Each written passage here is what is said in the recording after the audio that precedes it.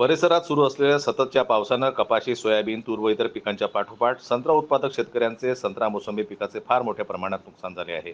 शहरात सतत सुरू असलेल्या पावसाने शेतकऱ्यांच्या कपाशी, सोयाबीन व इतर पिकाचे फार मोठ्या प्रमाणात नुकसान झाले असून संत्रा उत्पादक शेतकऱ्यांचे देखील मोठ्या प्रमाणात नुकसान झालेले आहे.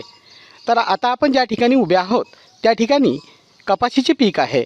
सतत सुरू असलेल्या पावसाने कपाशी पिकावर अनेक रोगांचा प्रादुर्भाव असल्याचे दिसत आहे. गाडेगाव वाडेगाव येथील शेतकऱ्यांचे संत्रा मोसंबी पिकाचे मोठ्या प्रमाणात नुकसान झाले असल्याने शेतकऱ्यांनी नुकसान भरपाईची मागणी शासनाकडे केली आहे. वरुड तालुक्यातील गाडेगाव, वघाळ, काटी, वाडेगाव तथा अनेक शेतकऱ्यांच्या संत्रा मोसंबी पिकाच्या फळगळतीमुळे शेतकरी हवालदिल झालेले आहे. महसूल विभागानं शेतकऱ्यांच्या झालेल्या नुकसानाची पाहणी करून नुकसान भरपाई देण्याची मागणी शेतकऱ्यांनी केली आहे.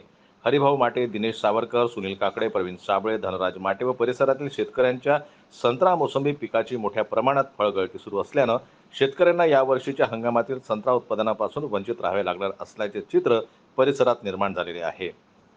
जनमत लाईव्ह न्यूज करता मोर्शीहून सोमेश्वर शहाणे यांची रिपोर्ट.